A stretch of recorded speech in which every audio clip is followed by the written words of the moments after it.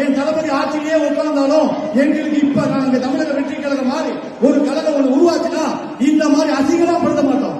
Banner வைக்க பிரச்சனை, கொடி வைக்க பிரச்சனை, பசங்க வீட்டுல போய் மாட்டுறது அசிங்கமா இல்ல? வெக்கப்படணும். நீங்க இல்ல, உன் குடும்பத்துக்கு பெண்கள் வெக்கப்படணும். வந்த இங்க பாத்தீங்களா, எல்லாம் எங்க இளைஞர்கள் அதிகமாக இருக்காங்கன்னு பார்த்தேன், முதியவர்கள் அதிகமாக வந்திருக்காங்க, பெண்கள் அதிகமாக வந்திருக்காங்க.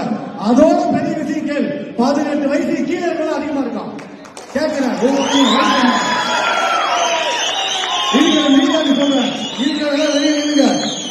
வெளியே ஒவ்வொரு பையனா கூப்பிட்டு கேளுங்க, ஒரு காசு கூட்டு வந்தானா, கம்பல் பண்ணி கூட்டு வந்தானா, வற்புறுத்தி கூட்டு வந்தான்னு கேளுங்க. நான் இங்க கேட்கிறேன், பதில் சொல்றாங்க. ஆசைப்பட்டு வந்த ஒரு பையன் சொல்றான், யார் பாரு தம்பி, 16 வயசு, கை தூக்கா தம்பி, நீ எப்படா தம்பி வந்த, உங்க வீட்டுல திட்டம் பண்ணாங்க, எனக்கு பிடிச்சிருக்கு வரனா, எப்படா இந்த மாதிரி போட்டா தப்புடா, வயசோட 18 ஆகல, எனக்கு பரவாயில்ல, நான் பார்த்துட்டு போகணும் ஆசையோட இந்த சின்ன பையன் சொல்றான். இது தானா சேர்ந்த கூட்டம், பிரியாணி சாராயத்துக்கும் காசு வந்த கூட்டம். நீ அடக்குமுறையை மீறுவான். நான் அடக்கி வச்சிட்டு இருக்கேன், வேண்டாம் வேண்டாம் அடக்கி வச்சிட்டு இருக்கேன். உனக்கு உங்களோட அரசு எந்த இருக்கு, பணபலம் இருக்கு, படைபலம் இருக்கு, எங்களுக்கு இருக்க தொண்டர் கூட்டம் தான். அரசுக்கும் காவல்துறையும் அணிபடிஞ்சு அமைதியா போயிட்டு இருக்கோம். இதோட 3வது முறை பாக்குறோம், வேண்டாம், பகிரங்கமாவே சொல்றோம், வேண்டாம்.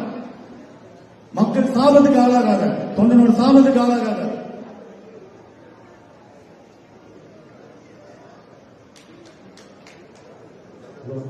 ஏன்னா அந்த உறுப்பினர்களை கையில கொடுக்குறாங்க, அந்த உறுப்பினர்களை காட்டி அதுல ஒரு விளம்பரம் தேட வேண்டிய அவசியம் எனக்கு இல்லை. நான் முதலே சொல்லிட்டேன், என் குடும்பம் தான், அது எந்த கட்சியானாலும் என் குடும்பம் தான். யார் கீழே அடிபட்டுக்கிறதுனால எந்த கட்சியும் பார்க்க மாட்டோம், எந்த ஜாதியும் பார்க்க மாட்டோம், எந்த மதம் பார்க்க மாட்டோம். முதல்ல போய் ரத்தம் கொடுக்கிறது நாங்க தான், அவங்களுக்கு போய் ஆஸ்பத்திரி நாங்க தான். எங்க தளபதி, தமிழக வெற்றி கழகத்தின் தலைவர், எங்க தளபதியும் எங்க பொதுச் செயலாளரும் சொல்லி கொடுத்துருக்காங்க, எங்க ரத்தத்துல ஏற்றிருக்காங்க.